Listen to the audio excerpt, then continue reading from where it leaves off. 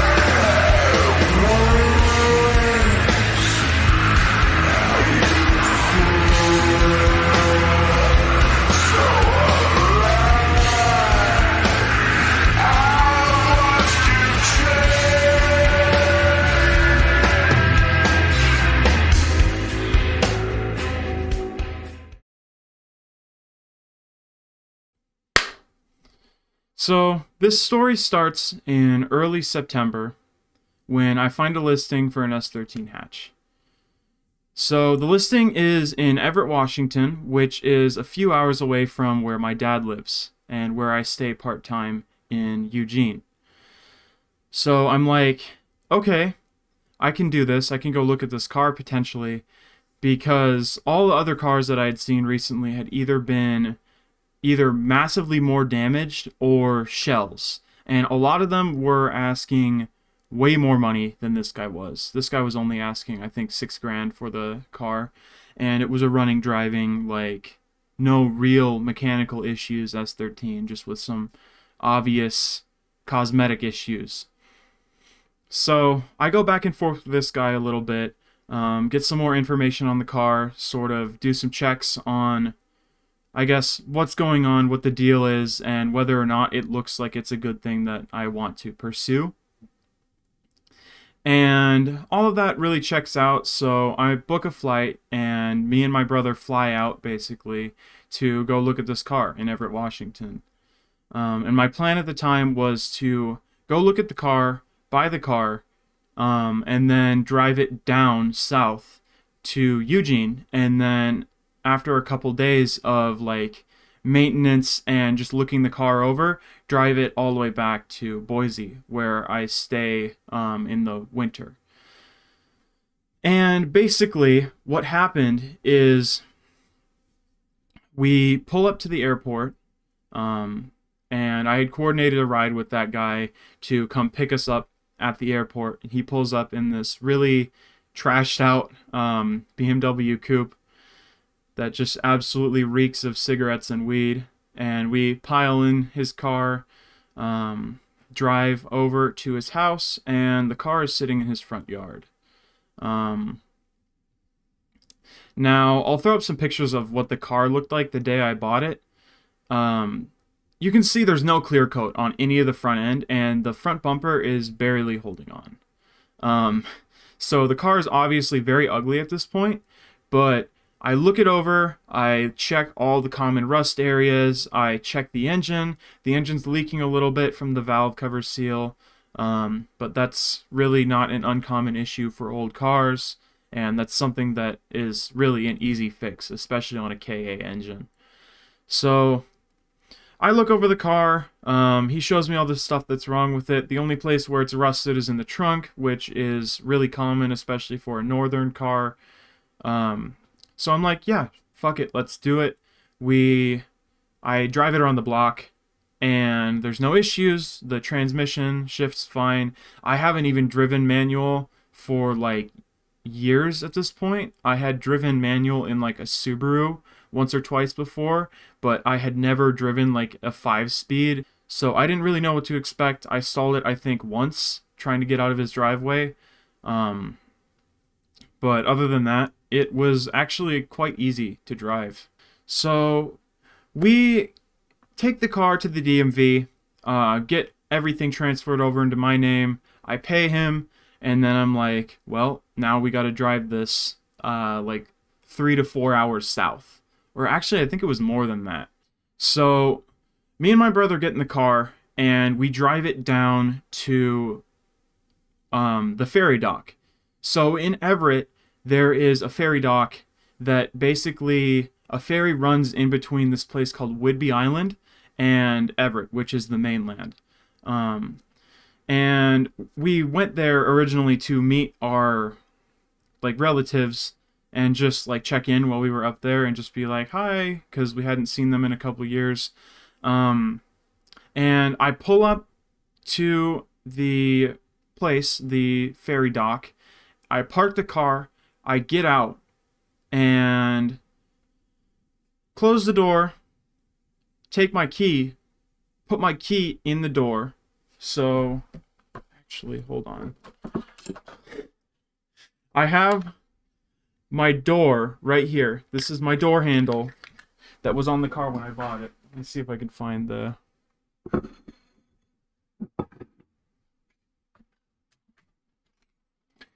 I take my key, I put my key in, I twist it, and it fucking snaps in half in the lock. And I actually still have the key, and I'll throw up the photo from right after, like 5 minutes after it happened. Here's the key, as you can see. Still in 2 pieces. So I'm like, fuck. Because the guy gave me 2 keys, basically. He gave me this key, which was the key that I was using, and then he gave me this key, which I don't know where he got this key from. This is not a key from the same car. Just looking at the key, you can tell it's not from the same car. It's not cut the same. So I text the guy, and I'm like, the fucking key just snapped in half in the door. And he's like, okay, hold on. Where are you, basically? I'll come. I think I have another key that, I don't know why he didn't give it to me, but he apparently had another key, or he thought he did, which he did end up having. And I'll bring the other key to you, basically. So after about like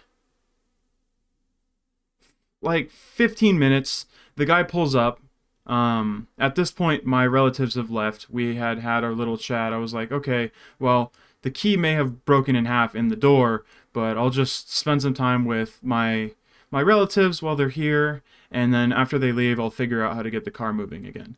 So the car's sitting in a paid parking spot. I don't have a lot of time left on the monitor, and I'm like, well, shit, we've got to get this car out of here, but I literally can't start it because I don't have the key. So the guy pulls up.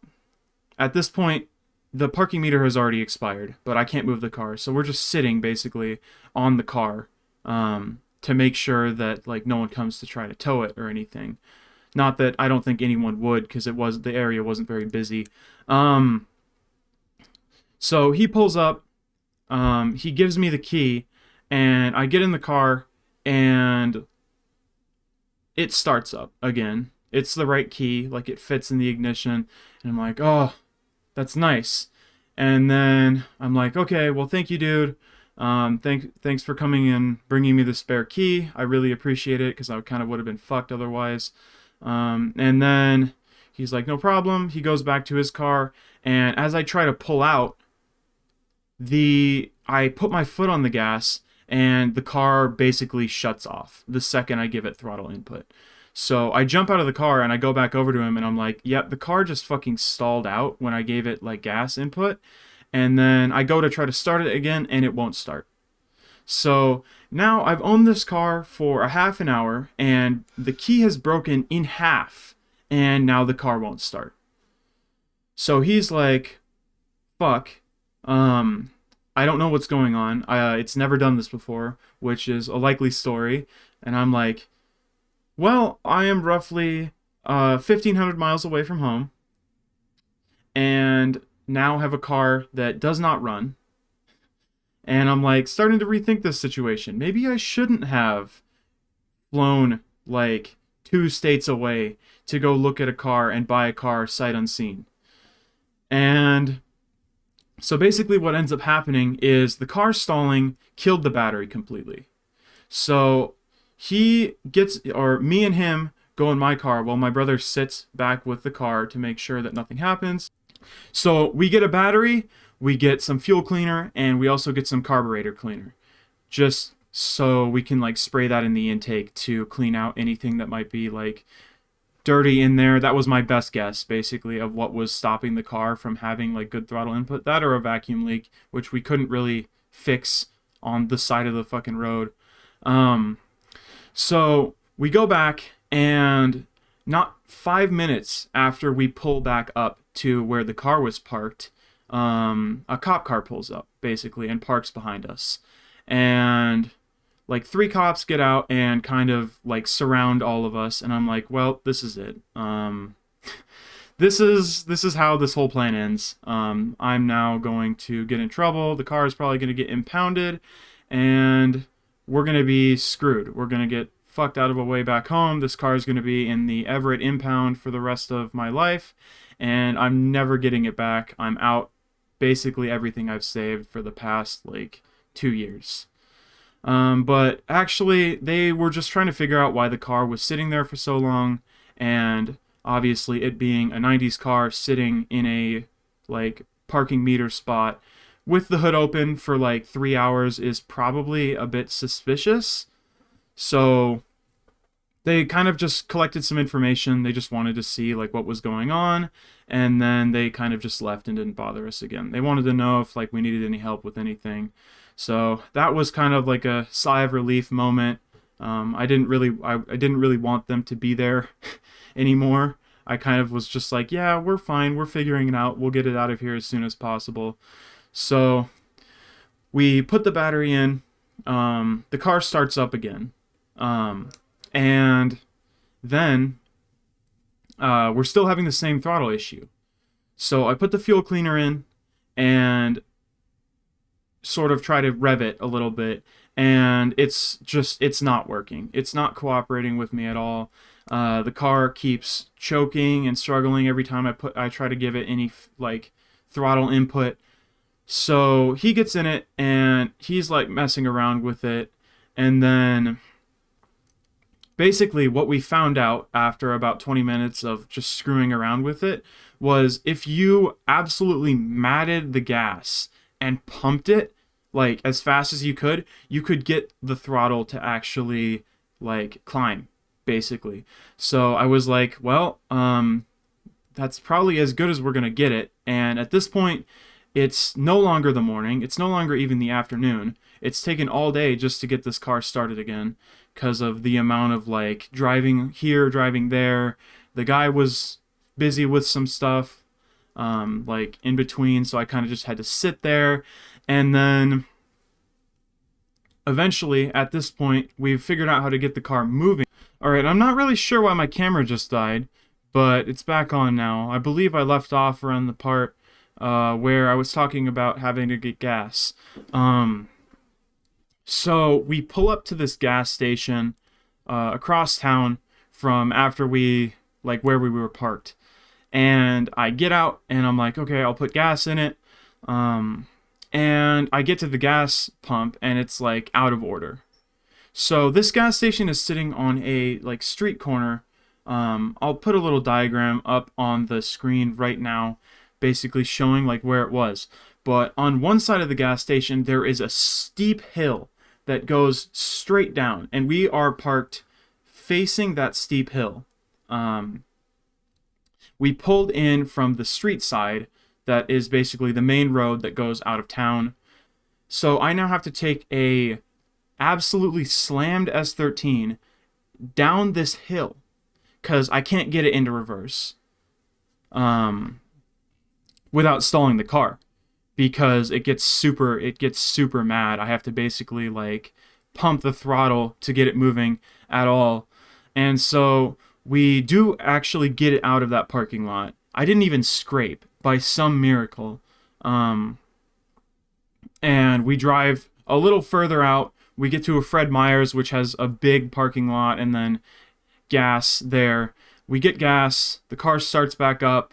I kind of pull out onto the road again, and at this point it's around like 6:30, so it's starting to become, I guess, rush hour. A lot of people are trying to go places for some reason. I guess people are going home, but we still have to go through both Seattle and Tacoma to get down to Eugene, and then Portland later on. But Portland wasn't going to be as much of an issue because at that point it was already dark.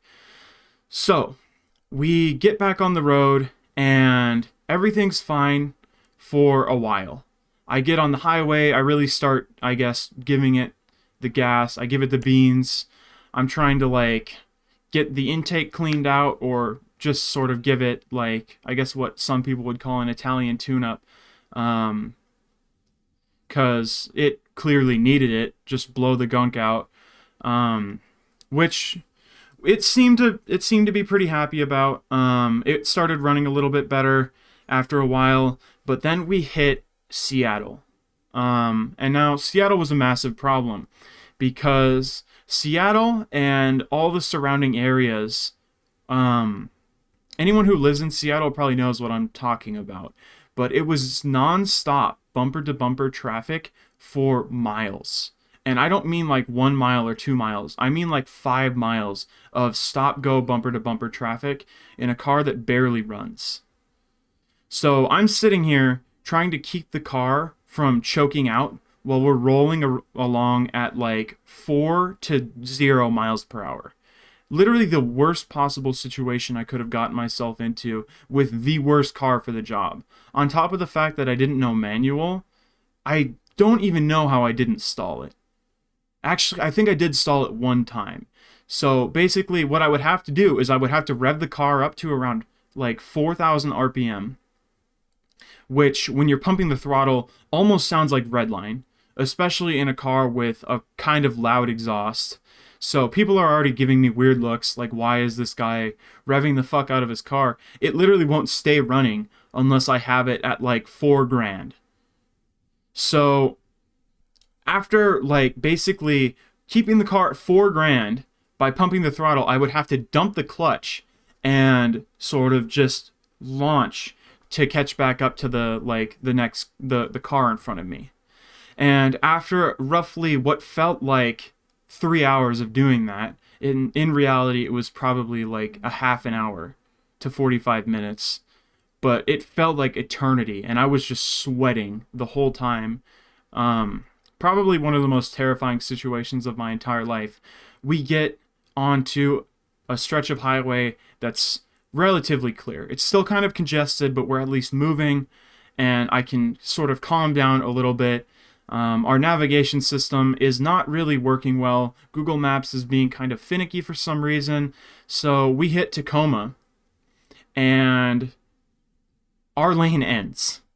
So we get shot out into Tacoma, like downtown Tacoma, and I'm like, fuck. Because now there is construction, and there's a fuck ton of traffic, people driving around everywhere. I now have to deal with stoplights, and anyone who's also been to Washington or lives in Washington knows that a lot of these streets are really vertical. So I'm dealing with having to go up hills with a car that barely runs, and I don't know manual. So you can imagine how much of a nightmare that was. But I'll skip that. Basically, after like sort of going around in circles for like 5 minutes, we get back on the road, and we did manage to get knocked off a couple more times because the lane would just end without much warning, which isn't something that I'm really used to having to deal with on a freeway, because where I live in Boise, everything's kind of just on a grid. There's usually so much warning when a lane is going to end, or your lane just doesn't end. But after that, we kind of have smooth sailing all the way to Portland. But in Portland, at this point, it's around 8 o'clock, 8:30, it's dark. So we hit Portland, and it's dark. And Portland, as you may know, like, I don't know if anyone lives in Portland, but the highways there, or freeways there, are insane. They're all like crisscrossing around, like up on these stilts above the city, basically. So we're going around on these stilts, and we need like to know which road we need to take, because they branch off so much. And we missed like probably like 4 exits just because Google Maps does not really have an accurate, like, it's not really showing you where you should actually go. It's just sort of like, okay, go straight. And which road is straight? It literally branches off. So we managed to get chucked down onto downtown Portland, onto these tiny little streets that were like in between bars. There's people walking everywhere. Like, it was the most hectic drive I think I've ever had in my entire life. And when we finally did make it down to Eugene, I parked the car in front of my dad's house. I shut the engine off, and I wanted to get out and throw the keys just away. I didn't want to look at the car. I didn't want to hear the name 240SX for a month. And I just kind of went inside, had like a conversation. I showed him the car. I showed his wife the car a little bit. And then I kind of just went to bed, because at that point my adrenaline had worn off, and I honestly felt like I was going to die from the amount of anxiety I had during the day. So I kind of just went to bed, woke up the next day, and I was like just sitting, staring out the window at the car parked in front of his house. And I really didn't want to like mess with it at all, but I knew that if I was going to get home, I needed to go out and I needed to fix the car. So my dad calls over his father-in-law to come help me look at the car and look things over, because he was a mechanic for like 10 years. And we pull the air box out, and the air filter's clean, and then pull the intake tube off. And the throttle body is absolutely just disgusting. So I used that like carb cleaner that I got to spray it down and wipe off with a paper towel all the sludge. Well, not sludge. It was mostly just soot, which I don't really understand. And I think a combination of both having an extremely dirty throttle plate, and on top of that having like a really old Nissan. You know how Nissans are with their vacuum systems. they are very prone to leaking, and I think I do have some vacuum leaks that I still haven't even resolved. But basically, we look over the car, and it looks like it was just hastily thrown together. The front bumper, like I said, is barely held on. One of the bumper brackets is completely torn off. Actually, it's not even bolted on at all. It's welded. One of the brackets is welded to the bumper directly. And then on the other side, there's no bracket at all. There's wire looped around the radiator spurt and going through the bumper bracket, the holes for the screws. So I'm like, that's fucking funny. That's hilarious. Whoever put this car back together is a complete idiot. And I still to this day continue to find stuff like that around the car. But after that, we kind of just figured everything out, got the car running good enough. It no longer struggled. It had like smooth throttle response. And I was like, well, that's great. We'll be able to get this home then. So I stay there a couple more days, just kind of hanging out with my dad because I don't always get to see him. And then I get back in the car and we just sort of drive all the way home without incident. And of course, when we got back to Boise is when some more serious problems started happening. One of my fuel lines broke. Randomly, like a couple weeks after we got back, I started the car and fuel just started pouring out of the back. I was like, why do I smell fuel? And I had been like removing the tint from the windows because it was, you can see it's all shitty and blue. And I had had the car on basically to have the radio on, but I hadn't actually been running the car. I just sort of had it in the right before it starts phase. And I think in doing that, the fuel pump just continued to prime itself, and eventually the pressure built up and burst the fucking fuel line. So I couldn't find where it was coming from for the longest time. I took the cover off in the trunk. I looked at the top of the pump and it was dry. Like multiple times. And then eventually, while I had the key on, I looked at it and it was dripping from one of the hoses. So after I got that fixed, I also changed the fuel filter and I also changed that gasket and fixed all my oil leaks on the car. So now, as it sits sort of in my garage, I guess what I'll do now is sort of go into the garage and go over the car in its current state. This is my 1989 Nissan 240SX SE. The SE trim identifies this car as a hatchback rather than its coupe counterpart, which was also sold under the S13 chassis code. Out of the rough 68,000 S13s produced in 1989, my car came to life as a black-on-black base model with a 5-speed manual transmission. And with only 78,000 miles on it, this car managed to get crashed twice before sitting and eventually ending up in the hands of the guy that I bought it from. There are definitely a few reasons why I chose the hatchback over the coupe, but the biggest one would probably have to be that this is the body style that planted that desire to own this car in my head. And seeing as this definitely won't be my only S chassis I ever own, I think it's fine to just get a coupe later down the road. The inside of this car is about as nice as they come. With a crackless dash, full carpet, and no interior pieces missing, it could pass off as a new car. The only upgrades I've made have been the Kenwood head unit, a stock S14 driver's seat, the Yakushi floor mats, and a short throw shifter to improve shifting feel. Being an 89 model year, this car only came with one engine option, the KA24E, a single overhead cam 2.4 liter 4-cylinder, making about 140 horsepower. A lot of people talk shit about these engines, saying they can't compete with the KA24DE, the dual cam version of this engine. But in my experience, these engines are not only far more reliable than the dual cam, but also far simpler and easier to work on. Not to mention the fact that they're also capable of decent amounts of power, as long as you don't treat it like a Honda. It doesn't run perfect by any means, but at least it's smooth and sounds nice for what it is.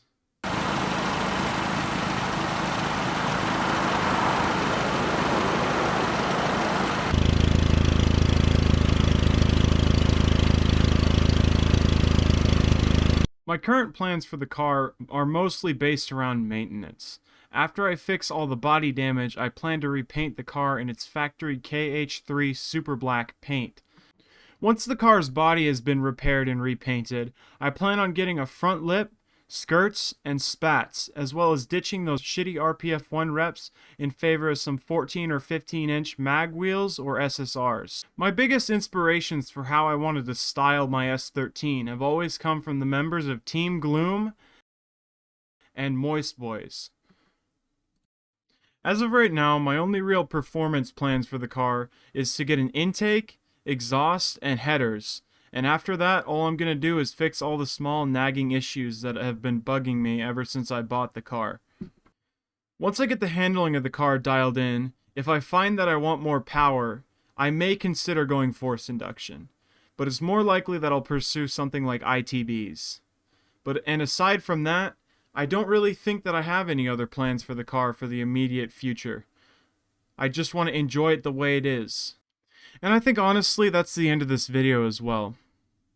I hope that you took something good away from this, even if it's just that plans and ideas that you make really can come true if you put effort into them. This was my first large video project, and I've always wanted to make something like this. I have a desire to make more videos like this, but I never really knew how to get started or where to sort of take inspiration from. It always seemed so daunting to try to make like a longer video or to try to tell a story of something that went on in my life. But really, if I were to give anyone any advice, I'd say just start going. Just start working on what you want to achieve. You may not know what exactly you want your end goal to be. You may not know what results you want. But if you start moving, that image will sort of materialize in your mind as you go along. I'm really excited to see what other kinds of videos I can make in the future and what I can make this car into. I'm excited to see what the future holds. If there's something that I've taken away from the past couple years, it's that life isn't always going to be easy, and it's going to do its best to throw hurdles at you. Sometimes you're going to wake up and watch your life crumble right in front of your eyes. Watch all your plans and everything just fall apart in minutes. And sometimes you might wake up and have a really good day. Things just click into place. You get that job you wanted. You make a connection with someone who you wanted to make a connection with. You complete a long-term goal. There's always going to be bad with the good. There's also always going to be good with the bad, though. Sometimes all it takes is a fresh perspective, some way of getting outside of that box to look in at what's going on in your life. That could be anything. That could be going out with a friend. That could be getting out of state for a weekend. That could be any small thing, just doing something new in your life or doing something that you like that you haven't done in a while. Just keep pushing. And most importantly, just take care of yourself.